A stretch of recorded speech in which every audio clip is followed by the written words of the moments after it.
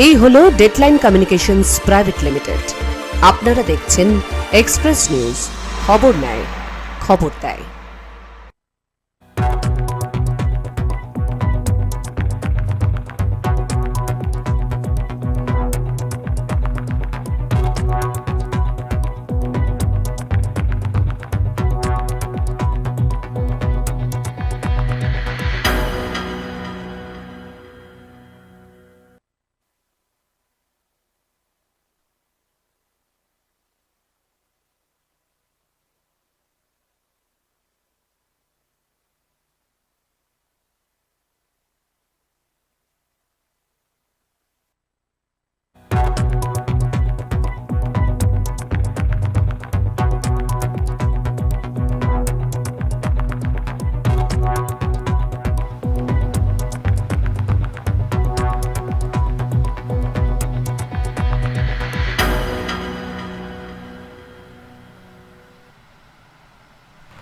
নমস্কার,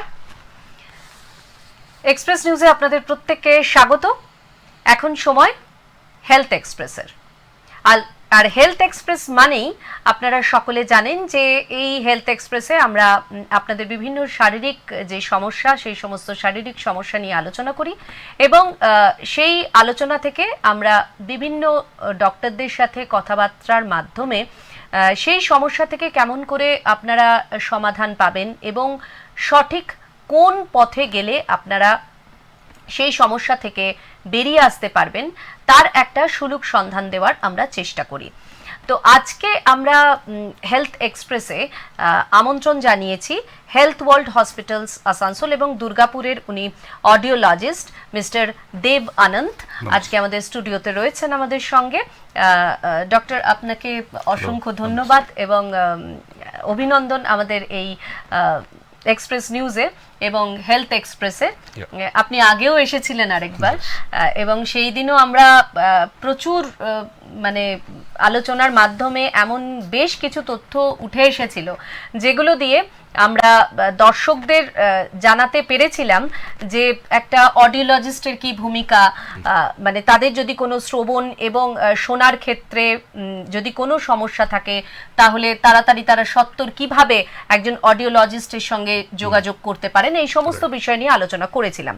আজকে আরেকবার ফিরে এলাম যে এই শ্রবণ শক্তি হ্রাস এই ব্যাপারে।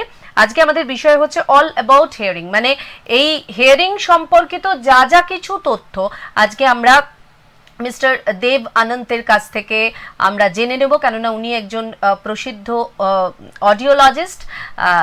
তাকে যখন পেয়েছি আমরা আমাদের কাছে, সুতরাং হিয়ারিং সম্পর্কে যাবতীয় যা কিছু তথ্য আজকে আমরা জেনে নেওয়ার চেষ্টা করব এবং আপনাদের জানানোর চেষ্টা করব, যাতে আমাদের মধ্যে না এই হিয়ারিং নিয়ে ভীষণ নানা রকমের ভয়, নানা রকমের দ্বন্দ্ব কাজ করে। আমরা শুনতে পাচ্ছি না, এটা যেন আমাদের কাছে খুব একটা মানে একটা ভয়ের কারণ হয়ে দাঁড়ায়, একটা দ্বিধার কারণ হয়ে দাঁড়ায়।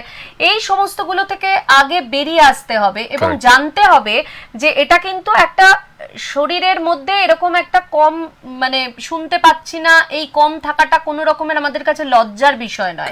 এটা কিভাবে আমরা ওভারকাম করতে পারবো, কিভাবে আমরা এখান থেকে বেরিয়ে আসতে পারবো, তার জন্য একটা অডিওলজিস্টের কাছে যেতে হবে এবং তার ঠিকঠাক পরামর্শ মতন যদি আমরা চলি তাহলে এটা এটা এখনকার দিনে মনে হয় এই বর্তমান প্রযুক্তির যুগে এটা এখন কোনো কিছু ফ্যাক্টর নয় বলেই আমার মনে হয়। আপনি কি বলবেন এটা নিয়ে? নিশ্চয়ই এটাই আপনারও মত। হ্যাঁ, তো আমি প্রথমেই আগে জেনে নেব আপনার কাছ থেকে যে এই যে হিয়ারিং লস, এই হিয়ারিং লসের মানে সাধারণ লক্ষণগুলো কি কি, সিম্পটম কি কি? ओके, नॉर्मली क्या होता है कि जब किसी को सुनने में प्रॉब्लम है तो वो बार बार रिपीट करने के लिए बोलेंगे। अच्छा। और दूर से अगर कोई बोल रहे हैं तो उनको ठीक से सुनाई नहीं देगा। और जैसे टीवी देखते हैं तो आवाज़ तेज़ रखेंगे। और ग्रुप में अगर कोई बात कर रहे हैं तो उनको दूसरे लोग जो बोल रहे हैं वो समझने में दिक्कत होगा। अच्छा। तो ऐसे बहुत सारे जो साइंस हैं जिसमें हमें पता चलेगा कि उनको सुनने में प्रॉब्लम है। আচ্ছা ওনারা কি চান যে একটু আস্তে ধীরে কথা বললে যাদের হিয়ারিং এর প্রবলেম আছে তাদের সঙ্গে কি একটু আস্তে কথা বললে তারা কি একটু ভালো করে শুনতে পান, এরকম কিছু ব্যাপার আছে? कैन यू মানে मैं बोल रही हूँ कि थोड़े माने आहिस्ता आहिस्ता बात करने से वो सुन सकते हैं, ये क्या हो सकता है? आप बोल रहे हैं कि जोर जोर से जब टीवी चलता है उसको सुनाई में, टीवी देखने के लिए वो जोर से वॉल्यूम बढ़ा लेंगे, अच्छा, तभी सुन पाएंगे। अच्छा, और नॉर्मली जो कॉन्वर्सेशन होता है हाँ, उसमें अगर किसी को सुनाई नहीं देता है तो फैमिली मेंबर्स जोर जोर से चिल्ला के बोलेंगे, अच्छा, बोलना पड़ेगा उनको, बोलना पड़ेगा। हाँ, तो ये सब सिचुएशन आहिस्ता बोलने से वो सुन नहीं सकते। अच्छा, नॉर्मल वॉइस में भी अगर आप बात करेंगे तो उनको सुनने में प्रॉब्लम होता है। আচ্ছা ये सब তো সিম্পটম মানে আপনারা শুনলেন যে কিরকম ভাবে মানে লক্ষণগুলো কোন কোন থাকলে আপনারা বুঝতে পারবেন যে আপনাদের শোনার ক্ষেত্রে হিয়ারিং এ কোনো সমস্যা হচ্ছে। সেগুলো হচ্ছে যদি ধরুন মানে কারো শোনার সমস্যা হচ্ছে সে খুব জোরে লাউড ভাবে টিভিটা চালাবে, যদি কেউ কথা বলে আপনার সঙ্গে পরিবারের লোকজন তাদেরকে খুব উচ্চ স্বরে কথা বলতে হবে, না হলে কিন্তু সে শুনতে পাবে না। এই সমস্ত সিম্পটম গুলো যখন আপনারা দেখতে পাবেন তাহলে বুঝতে পারবেন যে আপনাদের হিয়ারিং এর সমস্যা হচ্ছে বা হিয়ারিং লস হয়েছে, তখন কিন্তু আপনাদের সঙ্গে সঙ্গে কোনো অডিওলজিস্টের পরামর্শ নিতে হবে বা অডিওলজিস্টের কাছে যেতে হবে। टेस्ट करने के समय आपके ध्यान में क्या क्या रहता है? टेस्ट में जब कोई अपना कान का चेकअप करने आते हैं तो हम प्योरटोन ऑडियोमेट्री एक टेस्ट होता है जिसमें एक साउंड मशीन ऑडियोमीटर इक्विपमेंट से होता अच्छा, है और एक साउंड ट्रीटेड बूथ में या साउंड ट्रीटेड रूम से होता है, जैसे अभी इस रूम में है, बाहर का आवाज नहीं आने, साउंड प्रूफ रूम और साउंड ट्रीटेड भी कहते हैं। अच्छा, तो उस रूम में टेस्ट होता है और उनका जो हियरिंग कैपेसिटी है अलग अलग फ्रीक्वेंसी में हम टेस्ट करके पता करते हैं। इसमें और भी अलग अलग टाइप के टेस्ट, उसका कंडीशन क्या है? हाँ, कितना साउंड कौन से फ्रीक्वेंसी में कितना डेसिबल में सुन पा रहे हैं, अच्छा, तो ये हम पता करेंगे। और अगर उनको और भी टेस्ट है तो और भी बहुत सारे टेस्ट हैं जो पर्टिकुलर कंडीशंस में करते हैं। बट जनरल हियरिंग टेस्ट जो है वो बहुत सिंपल प्रोसीजर है, 5 साल के ऊपर के बच्चे से लेके कोई भी उम्र के आदमी व्यक्ति करा सकते हैं। আচ্ছা মানে 5 বছর থেকে শুরু করে তারপরে আরো মানে এজ যত হচ্ছে তারা করতে পারে, মানে 5 বছরের নিচে এটা করা যায় না। बच्चों के लिए अलग टेस्ट होता है, अलग टेस्ट क्योंकि बच्चे रिस्पॉन्ड नहीं कर सकते हैं, আচ্ছা, तो उनके लिए अलग तरह के टेस्ट होते हैं। আচ্ছা তাহলে 5 বছরের উপরে যারা রয়েছেন তাদের জন্য উনি যেটা বললেন যে এই টেস্টটা একটা সাউন্ড প্রুফ একটা রুমের মধ্যে যে টেস্টের কথা উনি বললেন সেটা হবে। এবং যেহেতু একদম মানে 5 বছরের নিচে যারা বাচ্চারা তারা যেহেতু মানে ওইভাবে কথা বলে রেসপন্স করতে পারে না, তাহলে সেক্ষেত্রে তাদের ট্রিটমেন্টটা মানে তাদের যে টেস্টটা সেটা অন্যরকম ভাবে টেস্ট করা, হ্যাঁ अलग अलग টেস্ট होता है। আচ্ছা ये क्या মানে কোন এজ লিমিট আছে যে এজ লিমিটের ক্ষেত্রে খুব ঝুঁকিপূর্ণ হয় বা খুব कुछ एज लिमिट होता है कि ये एज लिमिट में हियरिंग लॉस एक बहुत दिक्कत? हाँ, नॉर्मली क्या होता है हियरिंग लॉस किसी भी एज में हो सकता है। अच्छा, जैसे कि कोई बच्चा पैदा होते ही जेनेटिक रीजन से या नहीं तो प्रेगनेंसी टाइम में उनके मदर को कुछ कॉम्प्लिकेशन के वजह से, इन्फेक्शन के वजह से बाई बर्थ भी कंजेनाइटल डेफनेस कहते हैं, अच्छा, फ्रॉम बर्थ हो सकते हैं। अच्छा, लेकिन वो 1 in 1000 या 2 in 1000 में होता है। लेकिन अगर किसी 60-65 ईयर्स के ऊपर है तो 1 in 3%, मतलब ऑलमोस्ट 30% लोग हैं जो 60-65 एज के ऊपर हैं, उनमें हियरिंग लॉस होता है। আচ্ছা, क्योंकि वो एज की वजह से होता है। আচ্ছা আমরা তাহলে দুটো ভাগে ভাগ করতে পারি এটাকে। একটা হচ্ছে যে যাদের 60 আপ হচ্ছে 60 অ্যাবভ যাদের বয়স তাদের এটা মানে একটা মানে হিয়ারিং লসটা হচ্ছে তাদের এজ ঘটিত মানে এজটা বাড়ছে, এজ রিলেটেড হচ্ছে। আরেকটা যেটা হচ্ছে সেটা হচ্ছে সদ্যজাত বা নবজাতক শিশুদের ক্ষেত্রে যেটা হচ্ছে সেটা হচ্ছে জেনেটিক্যালি হতে পারে বা তার মায়ের প্রেগন্যান্সির সময় যদি কোনো কমপ্লিকেশনস থাকে তাহলে সেক্ষেত্রে মানে সেই বাচ্চা জন্মের আগেই মানে হিয়ারিং লস নিয়েই জন্ম নেয়, এইভাবে হতে পারে। তাহলে আমরা দুটো ভাগে ভাগ করতে পারি হিয়ারিং লসটাকে। एक और भी है, जैसे अडल्ट एज में या किसी भी एज में अगर कान में इन्फेक्शन हो, আচ্ছা उस रीजन के वजह से भी हियरिंग लॉस हो सकता है। আচ্ছা মানে কানে কোনো ইনফেকশন হয়েছে তার জন্য মানে আস্তে আস্তে সেটা বেড়ে গেছে এবং বেড়ে গিয়ে Correct. হিয়ারিং লস হয়েছে এরকম हियरिंग হতে लॉस हो পারে। सकता है, करेक्ट। अच्छा अब बताइए इसका ये हियरिंग लॉस का मेन कारण क्या होता है? अलग अलग रीजंस होता है। सबसे पहले जैसे मैंने बताया, एजिंग सबसे पहला रीजन है। जब कोई एज अबव 60 होता है उसको हम प्रेस्बाइक्यूसिस कहते हैं। अच्छा जैसे हमारा उम्र बढ़ता है तो जैसे आंखें में वीकनेस होता है, कान में भी वीकनेस हो सकते हैं। अच्छा ये नंबर 1 रीजन है। हाँ। नंबर 2 रीजन जो है, अगर कोई हेल्थ कंडीशंस हो, जैसे ईयर इन्फेक्शंस हो, लाइक मिडल ईयर इन्फेक्शंस, उसके बाद कुछ सिकनेस हो, उसके वजह से भी कान में हियरिंग लॉस हो सकता है। ओके और एक इम्पॉर्टेंट फैक्टर है, जो बहुत ज़्यादा नॉइसी सिचुएशन में जो वर्क करते हैं, जैसे माइंस हो गया या फैक्ट्रीज हो गया या मशीनरी के साथ जो काम करते हैं, बहुत ज़्यादा जोर से आवाज loud volume loud sound, noise, even music सुनने से भी हियरिंग लॉस हो सकते हैं। আচ্ছা তাহলে আপনারা বুঝতে পারছেন যে কতগুলো মানে কি কি কারণের জন্য হিয়ারিং লস হতে পারে।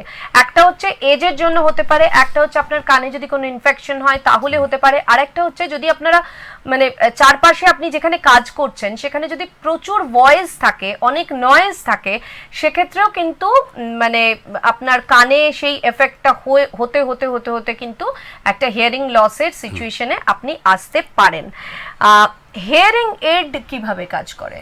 ओके अगर किसी का कान में प्रॉब्लम है, हियरिंग लॉस है, वो एक होता है जो इन्फेक्शन की वजह से जो मेडिकल या सर्जिकल मैनेजमेंट से ठीक हो सकता है। अच्छा उनका जो हियरिंग कम हुआ है वो फिर नॉर्मल हो जाएगा। अच्छा दूसरा जो टाइप है, जो हम सेंसरी न्यूरल हियरिंग लॉस कहते हैं, और परमानेंट हियरिंग लॉस, तो उसमें कान का नस जो है वो वीक हो जाता है, फिर उसको ट्रीटमेंट करके हम उसको वापस नहीं ला सकते हैं। जो हियरिंग कैपेसिटी जो है उसको हम वापस नहीं ला सकते हैं। अच्छा। उन केसेस में हियरिंग डिवाइस का यूज करना बहुत जरूरी है। আচ্ছা তাহলে একটা হচ্ছে যে যাদের ইনফেকশন হচ্ছে তাদের ক্ষেত্রে কিন্তু আবার মানে আগের জায়গায় ফিরে আসাটা সম্ভব, यस, কিন্তু যাদের ক্ষেত্রে মানে Permanent পার্মানেন্ট যাদের ক্ষেত্রে হচ্ছে যে আর সেটাকে মানে যে যে জায়গায় আছে সেটাকে আপনি আর ফিরিয়ে আনতে পারছেন না, তখন কিন্তু হিয়ারিং এডটা Hearing aid আপনাকে देना ব্যবহার पड़ेगा। করতেই হবে। यस, এবং हियरिंग एड जो है ना वो एक इलेक्ट्रॉनिक डिवाइस है।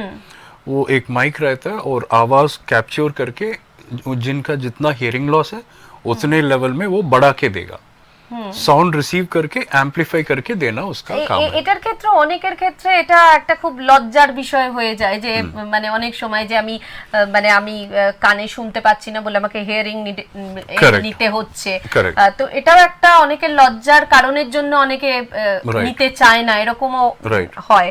তো হিয়ারিং এড নিলে কোনো রকমের কোনো আচ্ছা হিয়ারিং এড लेने से क्या आहिस्ता आहिस्ता ये क्या रिकवर करेगा जिसका हियरिंग एड जो है हियरिंग लॉस को रिकवर नहीं करता है। अच्छा। जितना डाउन रहता है हाँ। उनको सुनने में मदद करता है। जैसे चश्मा हम पहनते हैं, वो आंखें का पावर करेक्शन होता है, लेकिन आंख ठीक नहीं होता है, पावर कम नहीं होता है, उतना ही रहता है, उसको ठीक ठाक वहीं पर रखना और ठीक अच्छे से देख पाना, अच्छे से सुन पाना, ये इसका काम है। मैंने कान का चश्मा हम कह सकते हैं। अच्छा ये जो हियरिंग एड ये कितने प्रकार का होता है? ओके, हियरिंग एड में मेजरली 3-4 टाइप के होते हैं। पहले आप देखे होंगे जो बॉडी में पहन के ऐसे वायर आता था, पुराने टाइम में बॉक्स की तरह पहनते थे, अभी वो बहुत कम हो गया है।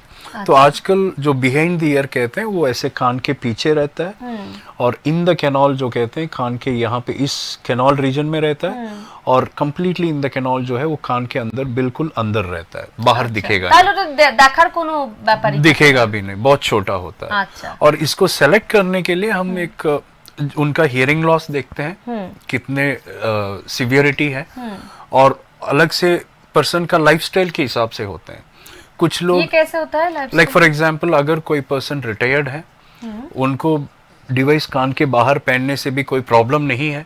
अच्छा। तो वो बाहर वाला पहन सकते हैं। अगर कोई एक्टिव है जैसे वर्किंग प्रोफेशनल है तो उनके लिए वो अगर उनको वो शाई फीलिंग है, बाहर नहीं दिखना है, तो बिल्कुल इनविजिबल टाइप डिवाइसेस आते हैं ठीक। जो कम्प्लीटली कंसील्ड रहता है। আচ্ছা। तो ऐसे अलग अलग टाइপ के आते हैं। আচ্ছা, তাহলে তো কোনো রকমের ভয় বা লজ্জা পাওয়ার এটা কোনো ব্যাপারই নয়, কেননা এখন যত প্রযুক্তি উন্নতি হয়েছে তত অনেক সিম্পলিফিকেশন হয়েছে, অনেক ছোট হয়ে গেছে জিনিসটা, একদম কানের মধ্যে আপনার দেখাও যাবে না। আপনি যদি কোনো এরকম প্রফেশনে থাকেন যে আপনার লুকসটা ম্যাটার করে, তো সেক্ষেত্রে ওরকম যদি কোনো হিয়ারিং এড আপনি নেন তাহলে আপনার কোনো রকমের কোনো সমস্যা হওয়ার কথা নয়।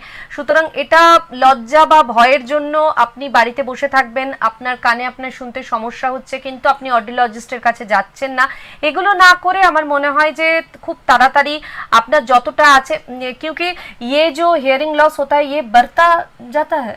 हाँ, ग्रेजुअली वो कम हो सकते हैं। अच्छा, yes. नहीं मैंने अगर हम मैंने बहुत दिन तक वो उस कंडीशन को हम ऑडियोलॉजिस्ट के पास नहीं जाते हैं और नहीं दिखाते हैं तो ये क्या बढ़ सकता है? यस, हियरिंग लॉस जो है वो ग्रेजुअली प्रोग्रेसिव कंडीशन होता है। अच्छा। अगर किसी को डाउट लग रहा है या किसी को उनके फैमिली मेंबर्स के ऊपर डाउट लग रहा है कि उनको सुनने में प्रॉब्लम है, तो वो अपने ईएनटी डॉक्टर या ऑडियोलॉजिस्ट के पास जाके टेस्ट कराएं, ताकि पता चलेगा कि किस रीजन से कम हुआ है।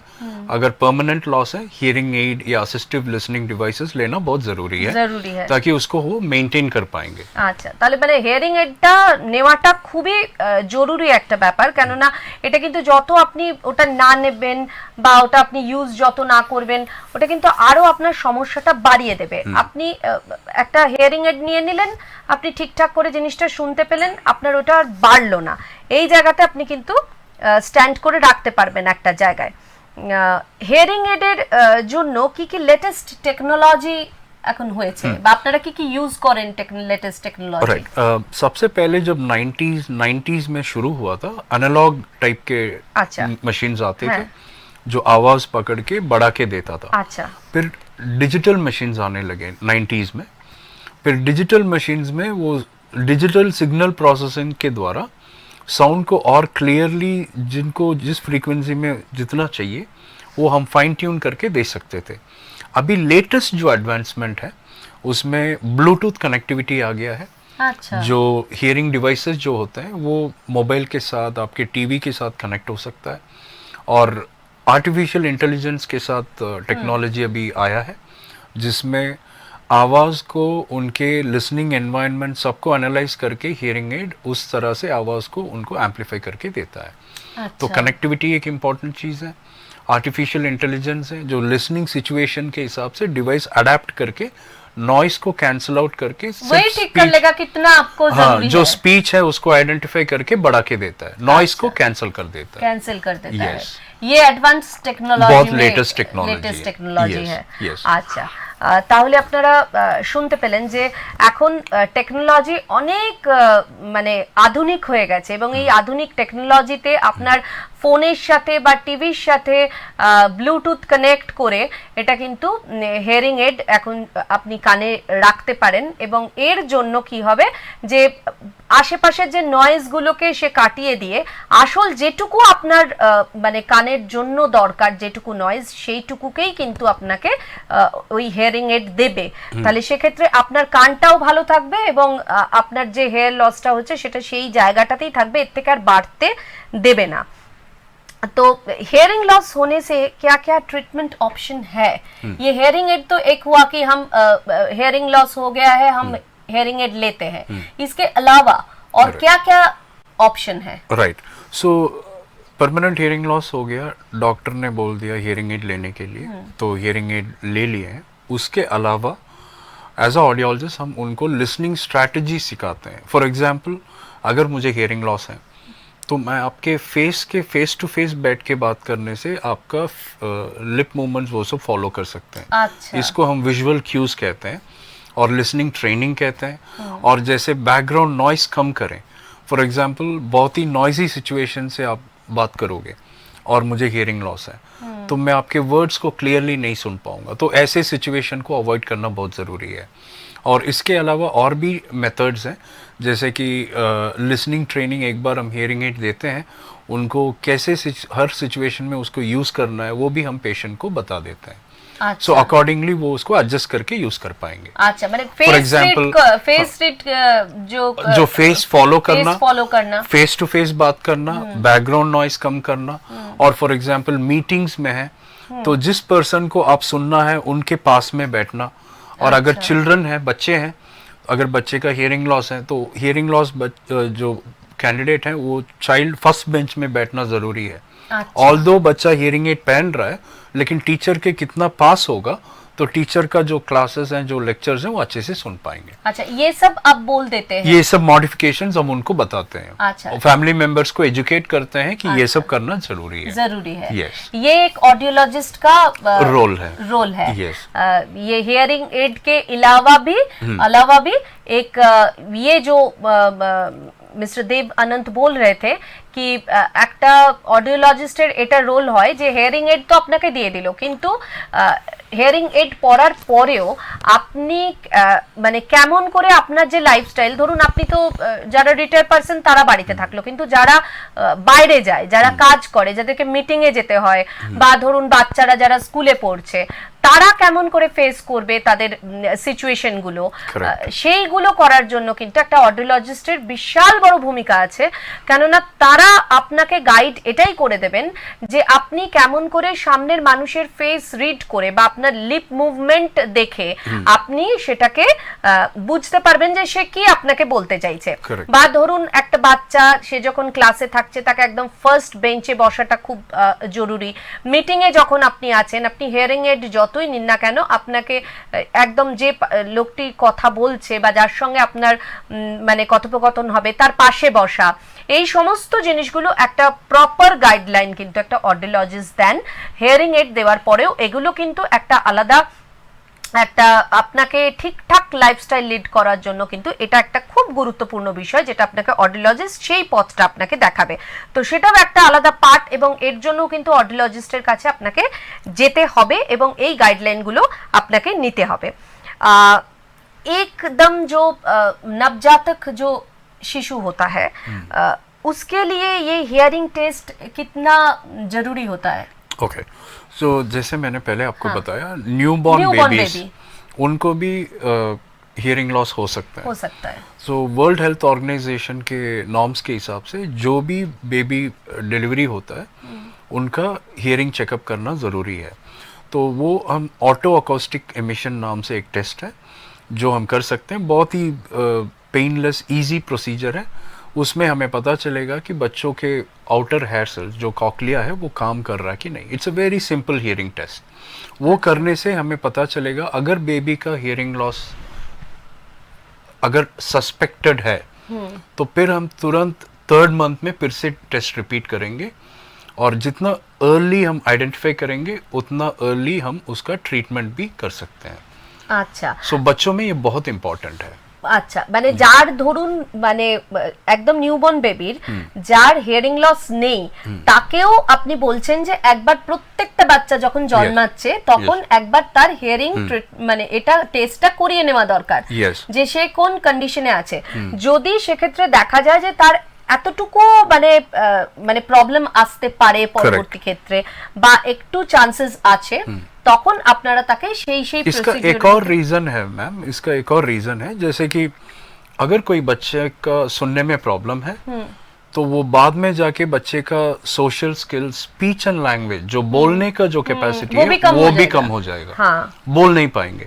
तो इसीलिए अगर हम आइडेंटिफाई करेंगे from birth we can easily do the treatment, तो बच्चा बाकी चीजों में वो ল্যাগ नहीं होगा। কেন বলার ক্ষেত্রেও তো শোনাটা খুব ইম্পর্টেন্ট। Correct, yes.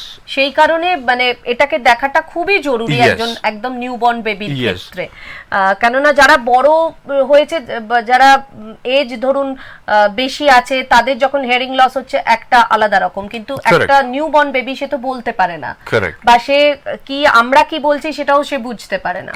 সুতরাং সেক্ষেত্রে তার হিয়ারিং লস আছে কিনা সেটা জানাটা খুবই ইম্পর্টেন্ট এবং খুবই গুরুত্বপূর্ণ, এটা একটা বিষয়। তো সুতরাং যদিও বা কোনো জায়গায় যখন নিউবর্ন বেবি হচ্ছে তখন কেউ যদি নাও করে থাকে তাহলে এটা বোধহয় প্যারেন্টসের একটা ডিউটি যে তাদেরকে বলা যে হিয়ারিং কোনো প্রবলেম আমার বাচ্চার আছে কিনা সেটা জেনে নেওয়া বা সেই টেস্টগুলো করাটা। यस, नॉर्मली क्या होता है, बच्चा नहीं बोल रहा है तो पेरेंट्स को लगता है कि कुछ महीना बाद बोल लेगा, कुछ साल बाद बोल लेगा, ऐसे सोच के जो क्रूशियल टाइम होता है बर्थ से लेके 5 साल तक, उस टाइम तक डिले कर देते हैं। हम रेगुलरली देखते हैं बहुत सारे बच्चे जो आते हैं ये क्रूशियल पीरियड खत्म होके 5 साल बाद 6 साल 7 साल में लेके आते हैं। अच्छा, उसमें क्या होता है, बच्चे का जो बोलने का डेवलपमेंट है ना वो क्रूशियल टाइम होता है, वो टाइम मिस कर देते हैं। फिर ट्रीटमेंट करके हियरिंग एड लगाने से भी वो नॉर्मल बच्चे की तरह कभी बोल नहीं पाएगा। अच्छा, अगर हम 1 साल के अंदर आइडेंटिफाई कर लेते हैं कि बच्चे का हियरिंग लॉस है, अगर हियरिंग एड यूज करें तो बच्चे का बोलने का डेवलपमेंट जो है वो नॉर्मल बच्चे के बराबरी में हम लेके आ सकते हैं स्पीच थेरेपी करके। तो इसीलिए आइडेंटिफाई करना बहुत जरूरी है। আচ্ছা, মানে ছোটদের ক্ষেত্রে তো তাহলে এটা খুবই Yes, ইম্পর্টেন্ট একটা very রোল important. প্লে করে, Yes. কেননা তারা যেহেতু 1 থেকে 5 বছরের বাচ্চা, আমরা অনেক সময়তেই এটা ঠিকই বলেছেন যে অনেক ক্ষেত্রেই হয় যে বাচ্চা হয়তো কথা বলতে ঠিক করে পাচ্ছে না, আমরা ভাবছি যে আরো কিছুদিন পরে করবে বা আরো কিছুদিন পরে আমরা আরেকটুখানি দেখি, হয়তো বাচ্চাদের ক্ষেত্রে অনেক সময় আদো আদো কথা বলাটাও একটা ব্যাপার থাকে যে পরিষ্কার করে কথা বলতে পারবে আরো কিছুদিন দেখে নি। Correct. তো সেটা যখনই মানে উনি বলছেন যেটা যে 1 থেকে 5 বছরটা কিন্তু একটা ঠিকঠাক টাইম, তারপরে যদি হয়ে যায় বাচ্চা কথা ঠিক করে বলতে পারছে না তখন কিন্তু জানতে হবে যে ডেডলাইনটা পেরিয়ে গেছে, মানে সেটা কিন্তু একটা রেড ফ্ল্যাগ ধরা যেতে পারে যে ওই সময়টাতে কিন্তু আর দেরি করা চলবে না, তখন কিন্তু ইমিডিয়েটলি অডিওলজিস্টের কাছে আসতে হবে বা আপনাদের যারা যিনি ডক্টর যিনি দেখেন তার কাছে একবার মানে দেখিয়ে নিয়ে অডিওলজিস্টের কাছে আসাটা খুব জরুরি।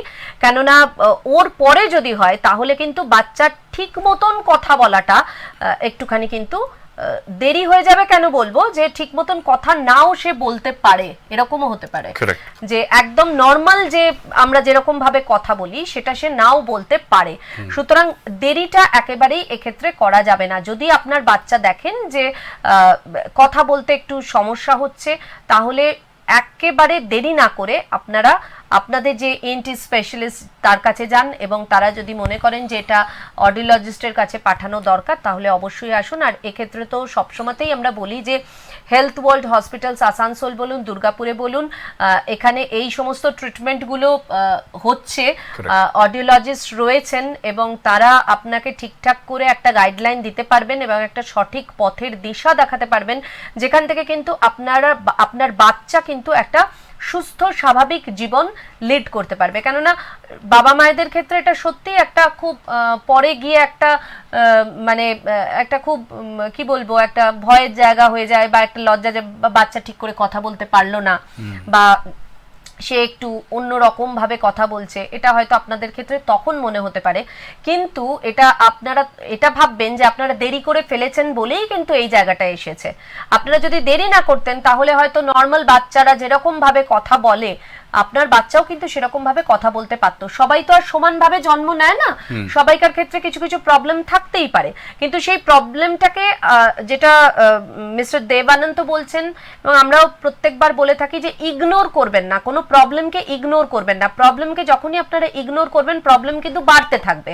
সেই প্রবলেমটা যখনই আপনাদের সামনে আসবে তখনই কিন্তু সেই প্রবলেমটাকে নিয়ে আপনাদের মানে একটা মানে বিশেষজ্ঞের কাছে যেতে হবে যিনি আপনাকে ঠিকভাবে বোঝাতে পারবেন যে এটা থেকে আপনারা কেমন করে বেরিয়ে আসতে পারবেন। আর আপনারা অবশ্যই হেলথ ওয়ার্ল্ড হসপিটালস আসানসোলে আসুন, দুর্গাপুরে আসুন, দুটোতেই তো আপনি বোধহয় থাকেন, অডিওলজিস্ট হিসেবে উনি দু জায়গাতেই আছেন। যদি আপনাদের কোনো সমস্যা হয় তাহলে এই সংক্রান্ত যদি কোনো সমস্যা হয় তাহলে অবশ্যই মিস্টার দেব আনন্দের সঙ্গে যোগাযোগ করবেন, হেলথ ওয়ার্ল্ড হসপিটালস আসানসোলে হোক অথবা দুর্গাপুরে হোক। এরপরে যে হিয়ারিং এইডস এর যে প্রয়োগ করার জন্য যে অডিওলজিস্টদের যে ভূমিকা, সেই ভূমিকাটা কতটা, ऑडियोलॉजिस्टर একটা ভূমিকা কি থাকে? ओके, सो सबसे पहले हियरिंग एड्स का जो डिसाइड करना और उसको कैलिब्रेशन करना, फिर उनको उसको कैसे यूज़ करना है, ये सब हम पेशेंट को सिखाते हैं। अच्छा, उसके अलावा उनको लिसनिंग स्ट्रैटेजीज जो है हियरिंग एड के साथ भी और भी उनका कम्युनिकेशन स्किल्स इंप्रूव करने के लिए जो टेक्निक्स हैं, मेथड्स हैं, वो जो आप वो बोल भी रहे थे पहले, वो हम सिखाते हैं। আচ্ছা ये सब ऑडियोलॉजिस्ट का रोल में আচ্ছা, आता তাহলে অডিওলজিস্টের এটাই ভূমিকা যে কিভাবে আপনি সঠিক পদ্ধতিতে হিয়ারিং এইডসটাকে ব্যবহার করবেন এবং হিয়ারিং এইডস নেওয়ার পরেও আরো কিছু কিছু জিনিস থাকে যেগুলো আগে উনি বলছিলেন যে কিভাবে আপনি একটা জায়গাতে কিভাবে মানুষের সঙ্গে মিশবেন, কিভাবে আপনি মানুষের কতটা কাছাকাছি থাকবেন, কিভাবে নয়েজগুলোকে অ্যাভয়েড করে ঠিক মানে কথাগুলোকে আপনি আপনার মানে কানে আসবে, পৌঁছবে, এই সমস্ত কিন্তু একটা লার্নিং প্রসেস। এই লার্নিং প্রসেসটা অডিওলজিস্টে কিন্তু আপনাদের কাছে জানাবে, শুধুমাত্র আপনাকে জানাবে না, আপনার পরিবারের মানুষজন যারা আপনার পাশে রয়েছে তাদেরকেও তারা সেটা শিখিয়ে দেবে যাতে আপনার মানে এই শুনতে কোনো সমস্যা না হয়। क्योंकि ये जो जिसका हियरिंग लॉस हुआ है उसके अलावा उसके परिवार का भी एक भूमिका रहता है ना। बिल्कुल बिल्कुल, यस एब्सोल्युटली, क्योंकि जिनका हियरिंग लॉस होता है उनके फैमिली मेंबर्स उनके साथ सपोर्टिव रहना बहुत ज़रूरी होता है, क्योंकि उनको कम्युनिकेशन में प्रॉब्लम है। जैसे उनको बहुत जोर से चिल्ला के बोलना और नहीं तो उनके पीछे से बोलना, मतलब अगर आप सामने से बोलोगे तो वो समझने में इजी होगा, क्योंकि वो लिप रीडिंग कर सकते हैं, फेशियल एक्सप्रेशन समझ सकते जो हैं। आप सिखाएंगे उसको, ये सब फैमिली मेंबर्स को हम ये टेक्निक्स बताएंगे कि कैसे उनके साथ कम्युनिकेट करना है। কমিউনিকেট করে। Yes. তাহলে এটাও খুব বড় একটা ভূমিকা যে যাদের হিয়ারিং লস হয়েছে, পরিবারের যে ব্যক্তির হয়েছে তার সঙ্গে পরিবারের অন্যান্য ব্যক্তিদের একটা কিন্তু খুব বড় ভূমিকা থাকে তাকে একটা ঠিকঠাক জায়গায় নিয়ে আসার জন্য বা তার ঠিক করে শোনার ক্ষেত্রে। Correct. এই জায়গাটাতেই কিন্তু অডিওলজিস্টের একটা ভূমিকা রয়েছে। অডিওলজিস্ট শুধুমাত্র হিয়ারিং এড বা যাদের হিয়ারিং লস হয়েছে তারা কেমন করে হিয়ারিং এড ব্যবহার করবেন সেটাই নয়, শেখাবেন কেমন করে হিয়ারিং এড ব্যবহার করতে হয় এবং তাকে কেমন করে মানে পরিবেশের সঙ্গে মিলেমিশে থাকতে হয়। তার পাশাপাশি অডিওলজিস্ট এটাও শেখাবেন পরিবারের লোককে যে কেমন করে তাদেরকে ট্রিট করতে হয় যারা হিয়ারিং লসের মধ্যে দিয়ে যাচ্ছেন। কেননা যদি আপনি পরিবারের লোকজন যদি সাপোর্টিভ না হন, পরিবারের লোকজন যদি মানে এই সম্পর্কে শিক্ষিত না হন, তাহলে কিন্তু যারা হিয়ারিং লসে ভুগছেন তাদের ক্ষেত্রে কিন্তু অসুবিধা হতে পারে। এবং এই পুরো প্রসেসটা, এই পুরো লার্নিং প্রসেসটা কিন্তু হিয়ারিং এড নেওয়ার পরে একটা অডিওলজিস্টই আপনাদেরকে শেখাতে পারবেন। সুতরাং এক্ষেত্রে যাদের হিয়ারিং লস হয়েছে তাদের ক্ষেত্রে কিন্তু অডিওলজিস্টের একটা অসম্ভব একটা গুরুত্বপূর্ণ ভূমিকা থাকে, যেটা কিন্তু আমরা উপেক্ষা কখনোই করতে পারবো না। हेयरिंग एड छाड़ा और कौन कौन थेरेपी आप यूज करते हैं? यही जो मैंने बताया था आपको कि लिसनिंग स्ट्रैटेजीज जो है वो कम्युनिकेशन इम्प्रूव करने के लिए, जैसे स्पीच रीडिंग हो गया, अगर हियरिंग एड, स्पीच रीडिंग के क्या होता है? जैसे लिप रीडिंग होता है, अच्छा, फेशियल एक्सप्रेशंस फॉलो करना। अच्छा। और अगर हियरिंग एड्स के अलावा कुछ लोगों को असिस्टिव डिवाइसेस का भी जरूरत होता है, जैसे छोटे बच्चे होते हैं, अगर उनको हियरिंग एड के साथ टीचर को डायरेक्टली सुनना है तो एक टीचर एक माइक यूज करके वायरलेसली बच्चे को वो साउंड जाएगा। अच्छा। डायरेक्टली थ्रू एफएम ट्रांसमीटर कहते हैं। अच्छा।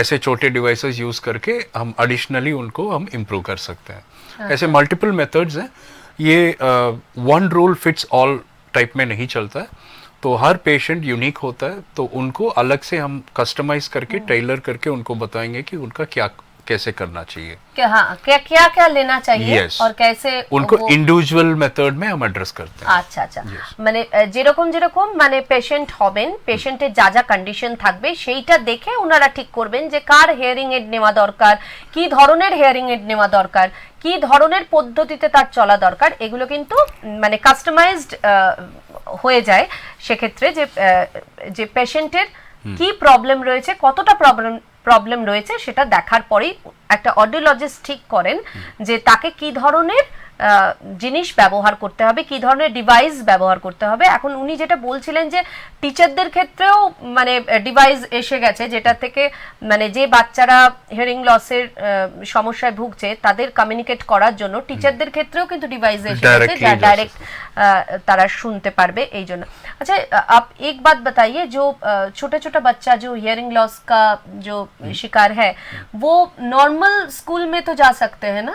नॉर्मली अगर वो हियरिंग एड यूज कर रहे हैं और उनका लैंग्वेज एज अप्रोप्रिएट डेवलपमेंट हो रहा है तो वो भी नॉर्मल स्कूल में जा सकते हैं। अच्छा। स्पेशल स्कूल जाने का जरूरत नहीं है। जरूरत नहीं। अगर बच्चा क्रूशियल एज मिस हो गया है, स्पीच एंड लैंग्वेज में डिले है, फिर उन बच्चों को स्पेशल स्कूल में जाना चाहिए। স্কুল में জানা চাইয়ে। Yes. তাহলে ওই সময়টা খুব ইম্পর্টেন্ট, যে Yes. ওই ক্রুশিয়াল যে টাইমটা আপনি বলছেন সেটা Yes. ভেরি ইম্পর্টেন্ট, যে Yes. ওইটাকে যাতে পার হয়ে না যায় Yes. এটা প্যারেন্টসদেরকে ভীষণ ভাবে দেখতে হয় একটা। আচ্ছা, তো এই যে আমি বলছিলাম যে পরিবারের যে যারা সমস্ত সদস্যরা রয়েছেন তাদের একটা বিশাল বড় ভূমিকা রয়েছে এই হিয়ারিং এড যারা নিয়ে আছেন বা হিয়ারিং লস যাদের হয়েছে তাদের ক্ষেত্রে। अच्छा, এটা हियरिंग एड जो ये हमारा जो रोज का जो लाइफस्टाइल है, हाँ, इसमें कैसे इफेक्ट करता है और कैसे इसको ठीक ठाक हम लाइफस्टाइल में हम ठीक ठाक करके रोज का जो लाइफस्टाइल है उसमें हम रह सकते हैं। Okay. इसमें क्या रोल प्ले करता है? So as an audiologist हम जब हियरिंग एड रेकमेंड करते हैं काफी फैक्टर्स उसमें आता है। First and foremost is hearing loss, जो कितना सिवियरिटी का है। उसके अलावा एज ऑफ द पेशेंट, उनका एज क्या है। जैसे छोटे बच्चे हैं उनको स्कूल में यूज करना जरूरी है। अडल्ट हो या कॉलेज स्टूडेंट हो या वर्किंग प्रोफेशनल हो, उनके communication like requirements work related हो या प्रोफेशनल रिलेटेड हो, उसके हिसाब से हम उनको डिवाइस रेकमेंड करते हैं। थर्ड थिंग, अगर कोई पर्सन सीनियर सिटीजन है फिर भी उनका एक सोशल लाइफ होता है। हर व्यक्ति का एक सोशल लाइफ होता है। तो उनके सोशल लाइफ और activities of daily living, like day to day हम किस किस से कम्युनिकेट करते हैं, उसके हिसाब से हम उनको हियरिंग एड जब देते हैं प्रोग्राम सेट करके देते हैं। अच्छा। जैसे होम, आउटडोर्स, क्लासरूम, मीटिंग्स, ऐसे अलग अलग हम उसको कस्टमाइज करके दे सकते हैं। अच्छा, वो डिवाइस में ही वो ऑप्शन रहता है। अच्छा, जो पेशेंट उसको मोबाइल से कंट्रोल कर सकते हैं। अच्छा, यस। तो इतना टेक्नोलॉजी एडवांस हो गया है। यस, आजकल इतना अच्छा टेक्नोलॉजी है। আচ্ছা, রাইট। তো ফির তাহলে তো এটা তো কোনো মানে ব্যাপারই নয় এখনকার দিনে, যে এতটাই টেকনোলজি ইমপ্রুভ করে গেছে যে এক একটা ডিভাইস আপনি মোবাইলের সাহায্যে আপনি কানেক্ট করে আপনার মতন করে আপনি চালাতে পারেন সেই ডিভাইসটাকে অ্যাজ পার দ্য সিচুয়েশন। আপনি মিটিং এ আছেন তো মিটিং এর মতন করে আপনি আপনার ডিভাইস সেট করলেন, আপনি বাড়িতে আছেন বাড়িতে একরকম সেট করলেন, ছোট বাচ্চারা যখন স্কুলে যাচ্ছে স্কুলে গিয়ে সেরকম একটা সিচুয়েশনের মধ্যে কেমন করে শুনবে সেই ডিভাইসটাকে সেরকম ভাবে করছে। তো খুবই ভালো একটা বিষয়। তো সুতরাং এক্ষেত্রে কোনো রকমের ওই লজ্জা ভয় এগুলোকে কিন্তু মনে রেখে কোনো লাভ নেই, কেননা আপনারা যারা মানে বুঝতে পারছেন যে আপনাদের হিয়ারিং লস হচ্ছে, সে ছোটই হোক বা বড়ই হোক, তাদের কিন্তু ওই হিয়ারিং এড নেওয়ার ক্ষেত্রে যে সমস্ত ভয় বা লজ্জা থাকাটা দরকার সেটা কিন্তু আর থাকার দরকার নেই, কেননা মানে টেকনোলজি অনেক অ্যাডভান্স হয়ে গেছে। প্রথমেই যেটা বললাম যে হিয়ারিং এড এখন খুব ছোট হয়ে গেছে সাইজে, যেটা আপনার কানেতে দেখাও যাবে না। হিয়ারিং এড এরকম হয়ে গেছে, উনি যেটা বললেন যে ডিভাইসের সাথে আপনার মানে ব্লুটুথ কানেক্ট করে সেটাকে আপনি কানেক্ট করতে পারছেন আপনার টিভি দেখার সঙ্গে, আপনি যে সিচুয়েশনে আছেন তার সাথে। এবং এটাও উনি বললেন যে আপনি যে সিচুয়েশনে আছেন সেই সিচুয়েশনটাকে কন্ট্রোল করার জন্য কিন্তু ডিভাইসটা সেইভাবে সেট করে ওনারা দেবেন একজন অডিওলজিস্ট। তো সেক্ষেত্রে কোনো রকমের কোনো ব্যাপারই নয় এটা ইউজ করার জন্য, বা এটা খুব ভালো একটা ব্যাপার যে হিয়ারিং এডটা ব্যবহার করা। कॉक्लियर इम्प्लांट, ये क्या होता है? ओके, कॉक्लियर इम्प्लांट जो है वो हियरिंग एड से काफ़ी एडवांस टेक्नोलॉजी है। अच्छा। हियरिंग एड सिर्फ साउंड को एम्पलीफाई करके देता है। कॉक्लियर इम्प्लांट जो है, जैसे न्यूबॉर्न बच्चे हैं, पैदा होने से ही उनको सुनने में दिक्कत है और वो सीवियर टू प्रोफाउंड, जैसे 90% से ज़्यादा हियरिंग लॉस हैं, उन बच्चों को कॉक्लियर इम्प्लांट डिवाइस दिया जाता है। वो सर्जरी करके ईएनटी सर्जन कान के अंदर जो कॉक्लिया है उसके अंदर इलेक्ट्रोड फिक्स करते हैं, तो अफेक्टेड एरिया है उसका ज़रूरी ही नहीं है, वो बाहर से साउंड रिसीव करके डायरेक्टली ऑडिटरी नर्व में वो कंडक्ट कर देता है। वो सबसे एडवांस टेक्नोलॉजी है cochlear implant. Hearing aid is a very basic technology, whereas cochlear implant is a very advance technology जो साउंड को रिसीव करके इलेक्ट्रिकल सिग्नल में कन्वर्ट करके वो डायरेक्टली हमारे ब्रेन तक पहुंचा देगा।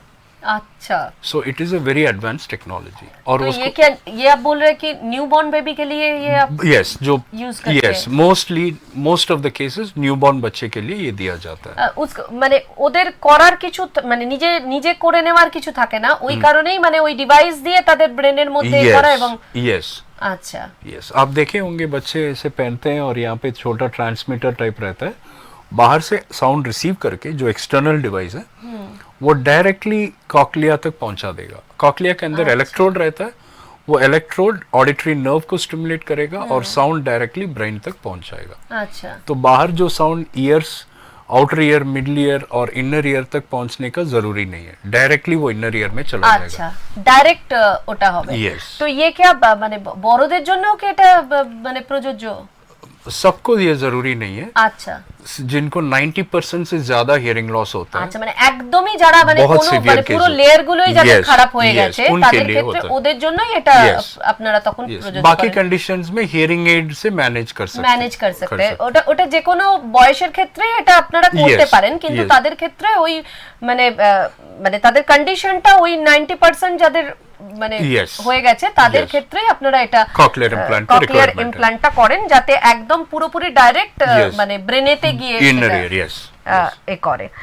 তো হিয়ারিং এড আর এই ককলিয়ার ইমপ্ল্যান্ট এটা তো দুটো যে আলাদা জিনিস সেটা তো আমরা বুঝতে Correct। পারলাম যে দোনো আলাগ চিজ হ্যায়। যাদের একেবারে মানে 90% হিয়ারিং লস হয়ে গেছে তাদের ক্ষেত্রে অডিওলজিস্টরা ককলিয়ার ইমপ্ল্যান্ট সেটাকে ইউজ করেন, এবং যাদের এখনো পর্যন্ত মোটামুটি একটা মানে হয়তো ফার্স্ট লেয়ার বা সেকেন্ড লেয়ার অবধি আছে, যাদেরকে এখনো হিয়ারিং এড দিয়ে তাদেরকে শোনানোর ব্যবস্থাটা ওনারা করতে পারবেন, তাদের ক্ষেত্রে কিন্তু হিয়ারিং এড দিয়েই কাজ চালানো যায়। কিন্তু একদম যখন 90% হয়ে গেছে তখন সেক্ষেত্রে গিয়ে ককলিয়ার ইমপ্ল্যান্ট ছাড়া কিন্তু আর কোনো উপায় থাকে না, তখন সেটাকেই করতে হয়। সেটা নিউবর্ন বেবির ক্ষেত্রেও হতে পারে বা সেটা কোনো এজ যদি তার বেশি হয় সেক্ষেত্রেও হতে পারে, কিন্তু সেটা হতে হবে ওই 90% যাদের হিয়ারিং লস হয়ে গেছে তাদের ক্ষেত্রে।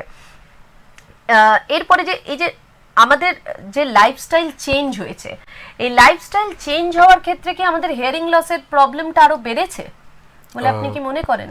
लाइफस्टाइल चेंज होने से क्या हमारे ये जो हियरिंग लॉस दिन ब दिन बढ़ता जा रहा है, ये क्या लाइफस्टाइल चेंज होने से होता है? यस सबसे पहले जो है नॉइजी प्लेसेस में काम करना। सो अगर कोई फैक्ट्री में वर्क करते हैं या कोई भी मशीनरी में है या ट्रेन में लोको पायलट है या ड्राइवर है, अगर उनका काम नॉइजी सिचुएशन में है तो ईयर प्रोटेक्शन डिवाइस यूज करना, लाइक ईयर प्लग, जो फोम ईयर प्लग्स आते हैं वो, या इंडस्ट्रीज में उनको कान प्रोटेक्ट करने के लिए ईयर मफ्स दिया जाता है, अच्छा। उसको यूज करना बहुत जरूरी है। नंबर 2, अगर हेडफोन्स पहन के आजकल सब लोग ब्लूटूथ ये सब पहन के म्यूजिक सुनते हैं, अगर हम 80 dB से ज्यादा वॉल्यूम कुछ घंटे सुनते हैं डेली, तो वो भी एक तरह का इंडस्ट्रियल या ऑक्यूपेशनल नॉइज एक्सपोजर की तरह, जो नॉइज इंड्यूस्ड हियरिंग लॉस की तरह, वो भी हियरिंग लॉस हो सकते हैं। अच्छा, और तीसरा पॉइंट, अगर किसी को कान में इन्फेक्शन हो या उनको लग रहा है कि हियरिंग में कुछ प्रॉब्लम है, तो उसके लिए इमीडिएटली ईएनटी डॉक्टर को कंसल्ट करके और ऑडियोलॉजिस्ट से टेस्ट करा के पता करना बहुत ज़रूरी है। That is the most important thing. तो हमारे हियरिंग को प्रोटेक्ट करने में हमारा लाइफस्टाइल बहुत ही इम्पोर्टेंट रोल प्ले करता है।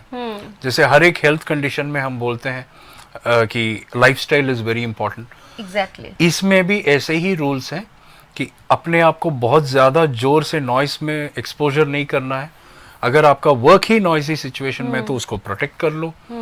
हेडफोन पहन के बहुत लाउड वॉल्यूम में म्यूजिक सुनना भी बहुत প্রবলেম্যাটিক হতে सकते हैं। মানে ঘরে বসেও যদি আপনারা প্রচুর জোরে আপনারা কোনো কিছু একটা শোনেন তাহলেও কিন্তু হিয়ারিং লস হতে পারে।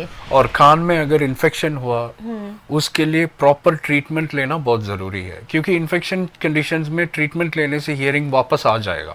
अच्छा, अगर उसको हम पोस्टपोन करते रहेंगे तो फिर वो वापस नहीं आएगा, वो परमानेंट हियरिंग लॉस हो जाता है। আচ্ছা, सो यही इम्पोर्टेंट है। আচ্ছা, তাহলে আমরা শুনলাম যে কতগুলো জিনিসের জন্য হিয়ারিং লস হতে পারে। লাইফস্টাইল কি করে আমাদের মানে লাইফস্টাইল কার কার কিরকম সেরকম অনুযায়ী কিন্তু আমাদের হিয়ারিং লস হতে পারে।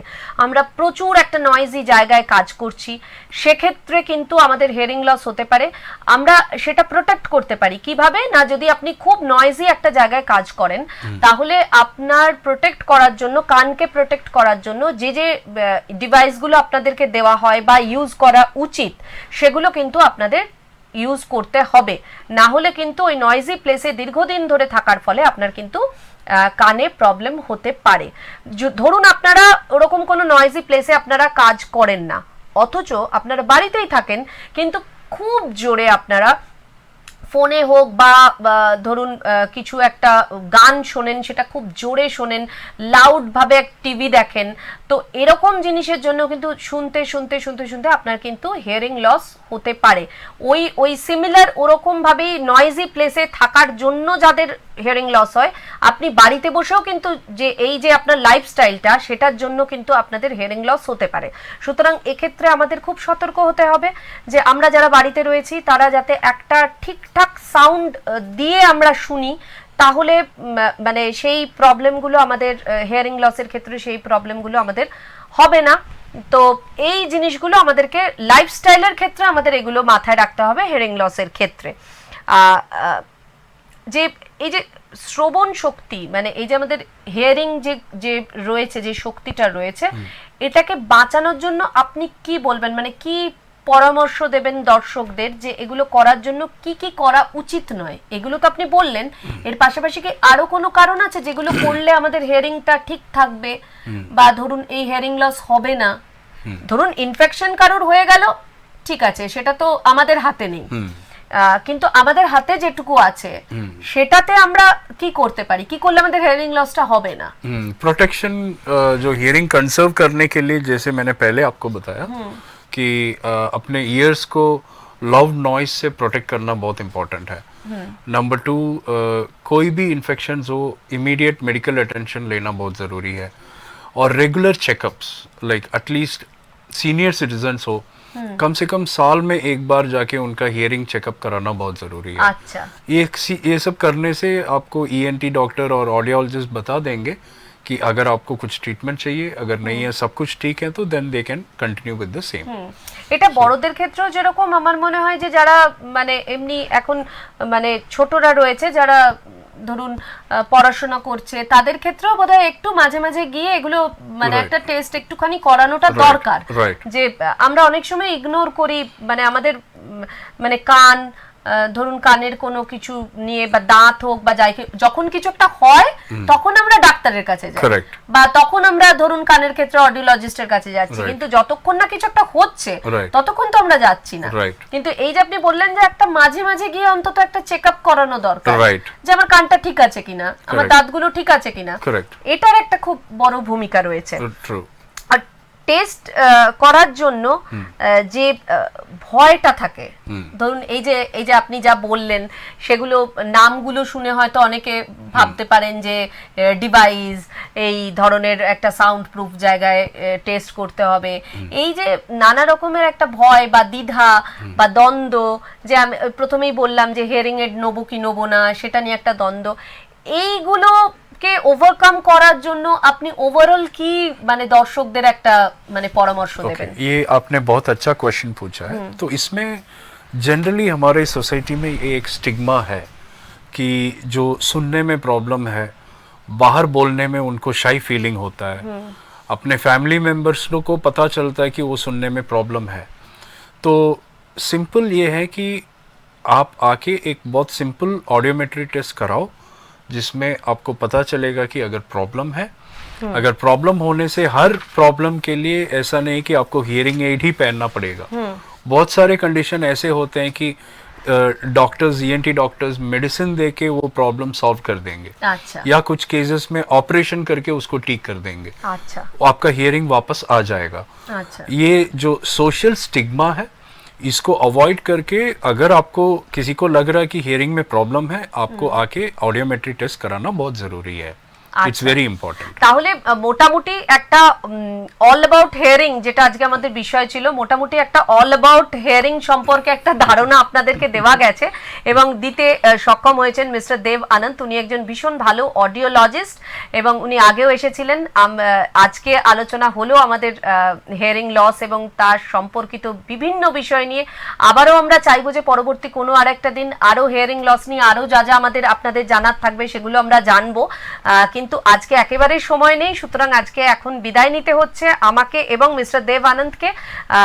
আপনারা সকলে খুব ভালো থাকবেন। যদি কোনো সমস্যা হয় অতি অবশ্যই ডক্টরের পরামর্শ নেবেন এবং কানের কোনো সমস্যা হলে অডিওলজিস্টের পরামর্শ নেবেন এবং হেলথ ওয়ার্ল্ড হসপিটাল আসানসোলে ডক্টর দেব আনন্দের মতন এরকম অডিওলজিস্টরা রয়েছেন, তাদের পরামর্শ নেবেন। আশা করি আপনারা সকলে খুব ভালো থাকবেন, সুস্থ থাকবেন, এই শুভকামনা নিয়ে এখনকার মতন শেষ করছি আমাদের হেলথ এক্সপ্রেস। আবার দেখা হবে, নমস্কার। Thank you.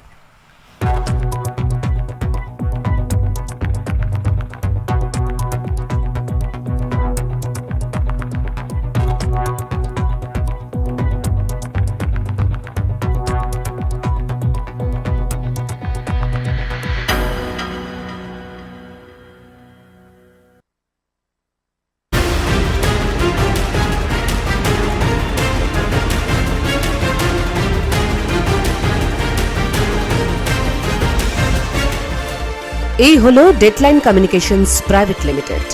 আপনারা দেখছেন এক্সপ্রেস নিউজ, খবর নেয়, খবর দেয়।